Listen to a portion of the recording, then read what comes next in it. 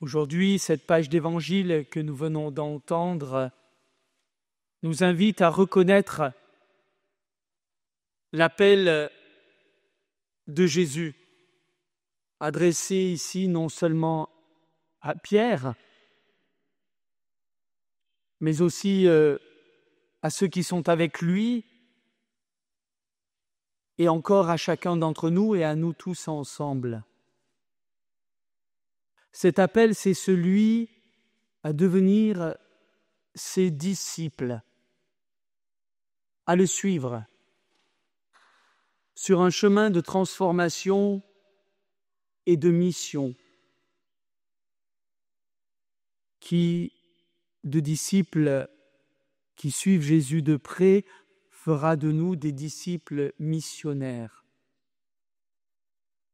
La scène de cet évangile nous montre comment un homme simple comme Pierre, un pécheur, va devenir disciple puis apôtre missionnaire. Jésus, dans cet épisode qui nous est relaté ici par Luc, adresse à Pierre ses appels successifs.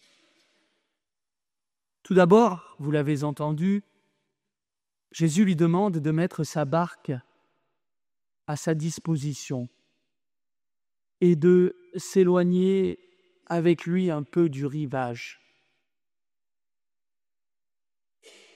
Ce n'est qu'un petit geste, mais il marque le début de la confiance que Pierre est invité à porter à Jésus.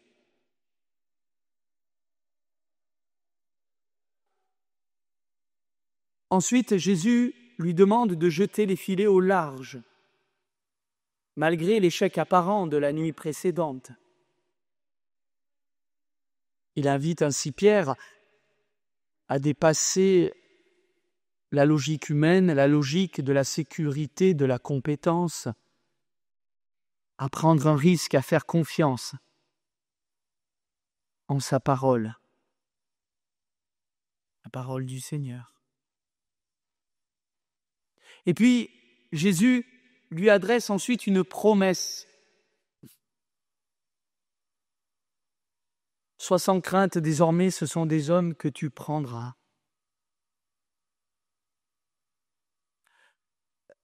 Dans la Bible, la promesse est toujours porteuse de l'appel. C'est la promesse qui porte l'appel que Dieu adresse à ceux qui l'invitent à marcher à sa suite. On le voit chez Abraham, chez tant d'autres dans la Bible. Alors Jésus nous invite, nous aussi, à mettre nos pas dans ceux de Pierre. Il nous invite à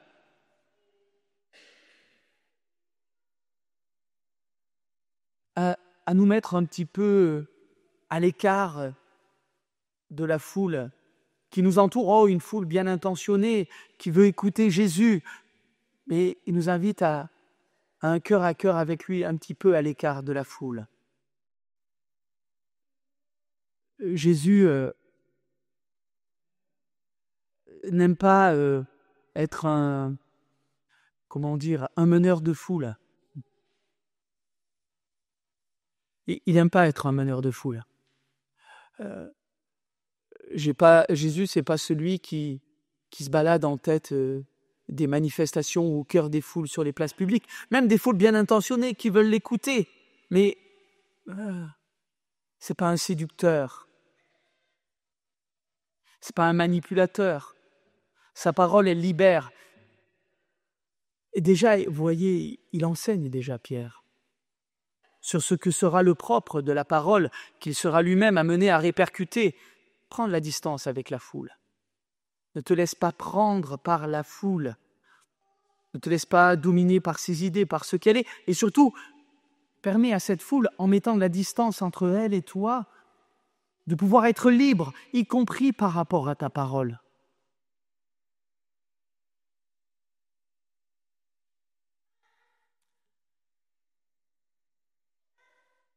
Et puis Jésus nous appelle, oui, à à le faire ainsi entrer dans notre barque, la barque de notre vie. Mais vous voyez, suivre Jésus, c'est cultiver intérieurement cette distance que nous devons avoir pour être sûrs de bien suivre Jésus avec l'esprit du monde, avec la foule, même une foule qui cherche Jésus, vous voyez. Attention, attention, attention. Pas se laisser engloutir par l'esprit du monde, même dans ses bonnes intentions. Non, on se ferait piéger nous-mêmes, on risquerait de se faire récupérer.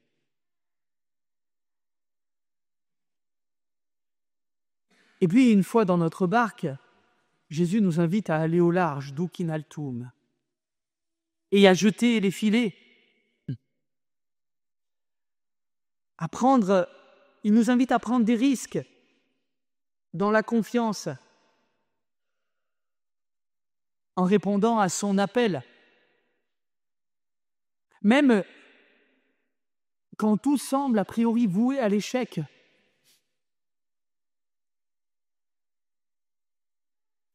Il ne nous donne pas de réponse toute faite, mais il nous appelle à lui faire confiance, y compris dans l'inconnu, pour aller sur des chemins inattendus, voire même des chemins que nous avons tellement fréquentés. Et Jésus par lui-même apporte toute nouveauté, comme le dit saint Irénée. Avec lui, tout est nouveau. Donc le fait même de laisser Jésus revenir et de nous entraîner à la suite sur les chemins que nous avons déjà tellement et tellement de fois empruntés, fera que quelque chose de nouveau pourra surgir. Parce que Jésus est toute nouveauté, et avec lui réside toute nouveauté, et donc toute fécondité. Mais en travers de cet élan, de notre réponse que nous désirons donner à l'appel du Seigneur, en travers de cet élan de foi, d'abandon vis-à-vis de lui, survient un obstacle, comme pour Pierre. Le péché, la conscience de notre indignité. Tout comme Pierre, nous avons parfois l'impression que notre péché est trop grand pour que Dieu nous accepte. Nous pensons ne pas être capables de répondre à ce qu'il nous demande. Nous pensons avoir trop de fautes pour que sa miséricorde nous touche.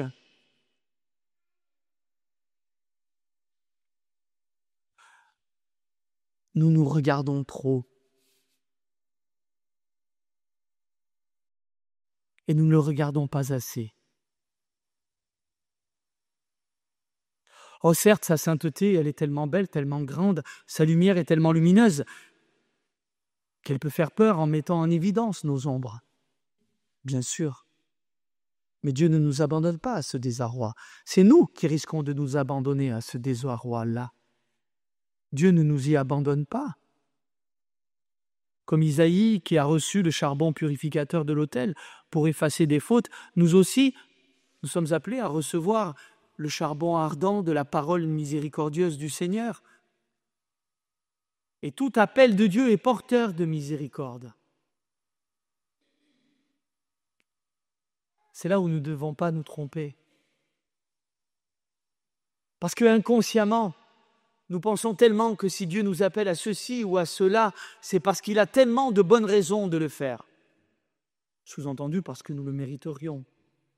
Alors, on essaye, vous savez, un petit peu de trouver quelques mérites ici ou là dans notre vie, de dire oui, mais enfin c'est un peu normal que Jésus nous appelle, il a bien des raisons, ou des mérites ou des compétences ou des charismes naturels, enfin voilà, que Dieu nous aurait donné, évidemment. Dieu nous appelle, c'est tout. Ne cherchons pas les raisons de l'appel. Cherchons à répondre à l'appel. Cherchons à répondre à son appel. Parce que l'appel nous décontenancera toujours. Oui, mais j'ai telle compétence. Ça serait tellement bien quand même, Seigneur, tu m'appelles sûrement à faire fructifier ces compétences-là, quand même que j'ai, naturelles et qui sont bonnes pour le service des hommes. Mais tu m'appelles là, mais pourquoi? Je ne vois pas le rapport. Qu'est-ce que ça veut dire? Pourquoi? Non. L'enjeu, c'est où, Seigneur, tu m'appelles? Où est-ce que tu m'appelles? C'est pas tant de chercher les raisons pour lesquelles tu m'appelles ici ou là. Ça, c'est une erreur.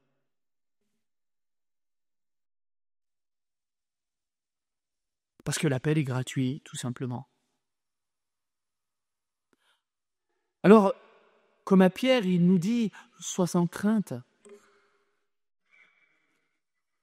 Accueille ma miséricorde qui est portée par mon appel et qui est finalisée par la promesse que je t'adresse. Paul, dans la lettre à Timothée que nous avons lue dans le passage, rend grâce pour ce pardon divin qu'il a choisi malgré ses péchés.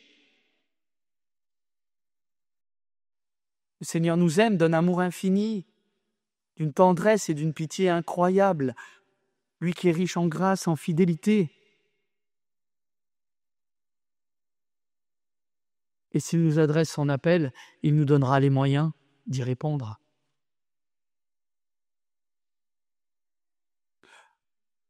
Je le redis d'une autre manière.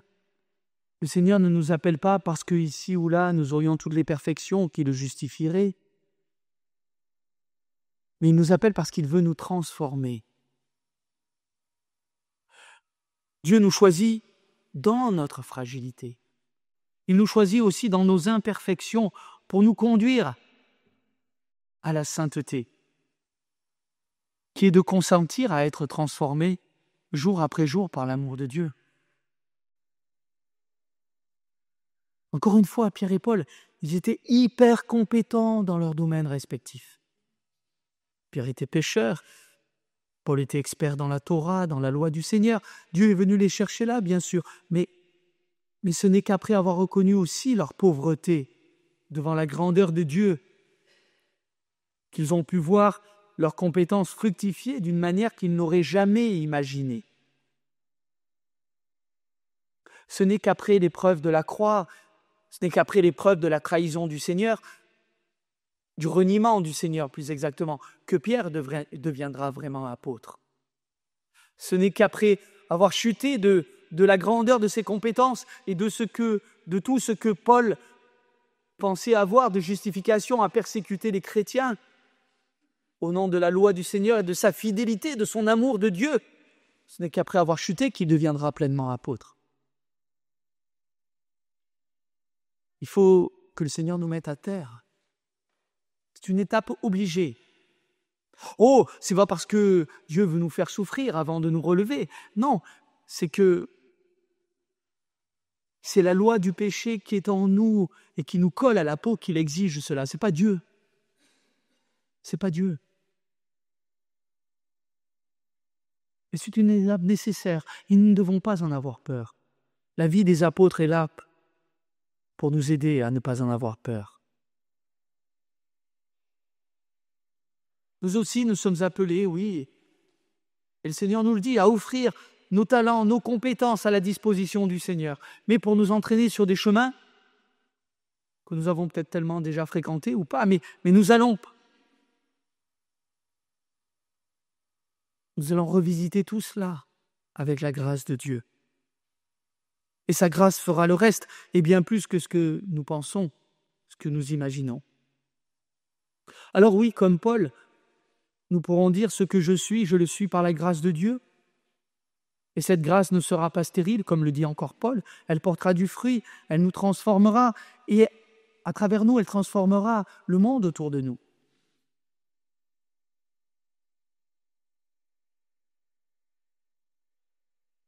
Si Dieu nous appelle, il nous équipe pour répondre à son appel et lui faire porter du fruit.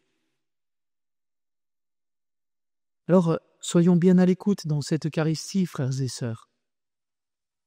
Que Dieu nous donne la grâce d'entendre les appels qu'il nous adresse pour le suivre concrètement sur tel ou tel chemin. Tous les déplacements intérieurs qu'il nous invite à faire pour répondre avec foi abandon, confiance totale, sachant encore une fois que c'est lui et non pas nous-mêmes. C'est lui qui portera le fruit de notre mission. Pas sans nous, mais avec nous. Puissions-nous habiter ou nous laisser habiter pour pouvoir mieux l'habiter, le désir de Dieu sur chacun d'entre nous. Amen.